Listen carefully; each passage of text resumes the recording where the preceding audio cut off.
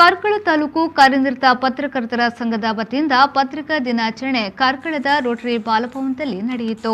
ಸಂಪನ್ಮೂಲ ವ್ಯಕ್ತಿಯಾಗಿ ಭಾಗವಹಿಸಿದ ಕಾಪು ಪತ್ರಕರ್ತ ಸಂಘದ ಸದಸ್ಯ ಸಾಹಿತಿ ಪುಂಡಲಿಕ ಮರಾಠಿಯವರು ಮಾತನಾಡಿ, ಪತ್ರಿಕೆಗಳೆಂದರೆ ಮಿನಿ ವಿಶ್ವಕೋಶವಿದ್ದಂತೆ. ಸಂವಿಧಾನದ ಬದ್ಧತೆಯಿಂದ ಸಾಮಾಜಿಕ ಕಷ್ಟಗಳು ವಿಚಾರವನ್ನ ಪತ್ರಿಕೆಗಳ ಮೂಲಕ ಜನರಿಗೆ ಮುಟ್ಟಿಸುವುದು ಆಗಿದೆ.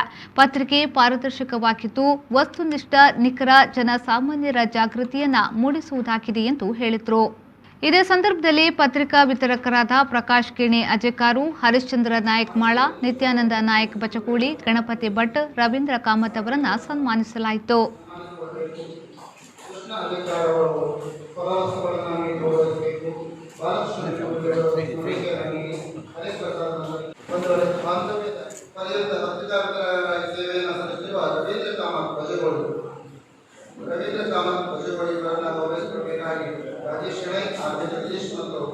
ಈ ಸಂದರ್ಭದಲ್ಲಿ ಮುಖ್ಯ ಅತಿಥಿಗಳಾಗಿ ಕಾರ್ಕಳ ಲಯನ್ಸ್ ಕ್ಲಬ್ ಅಧ್ಯಕ್ಷ ರಾಜೇಶ್ ಶೆಣೈ, ಕಾರ್ಕಳ ತಾಲೂಕು ಕಾರ್ಯನಿರತ ಪತ್ರಕರ್ತರ ಸಂಘದ ಅಧ್ಯಕ್ಷ ಮೊಹಮ್ಮದ್ ಶರೀಫ್, ಜಿಲ್ಲಾ ಕಾರ್ಯನಿರತ ಪತ್ರಕರ್ತರ ಸಂಘದ ಉಪಾಧ್ಯಕ್ಷ ಆರ್ಬಿ ಜಗದೀಶ್, ಜಿಲ್ಲಾ ಸಂಘದ ಸದಸ್ಯ ಹರಿಪ್ರಸಾದ್ ನಂದಳಿಕೆ, ರೋಟರಿ ಕ್ಲಬ್ನ ರೋಟೇರಿಯನ್ ಇಕ್ಬಾಲ್ ಅಹಮದ್, ಬಾಲಕೃಷ್ಣ ಭೀಮಕುಳಿ, ಕಾರ್ಕಳ ಪತ್ರಕರ್ತರ ಸಂಘದ ಅಧ್ಯಕ್ಷ ಮೊಹಮ್ಮದ್ ಶರೀಫ್, ಪತ್ರಕರ್ತ ಸಂಘದ ಪ್ರಧಾನ ಕಾರ್ಯದರ್ಶಿ ಕೃಷ್ಣ ನಾಯಕ್ ಉಪಸ್ಥಿತರಿದ್ದರು.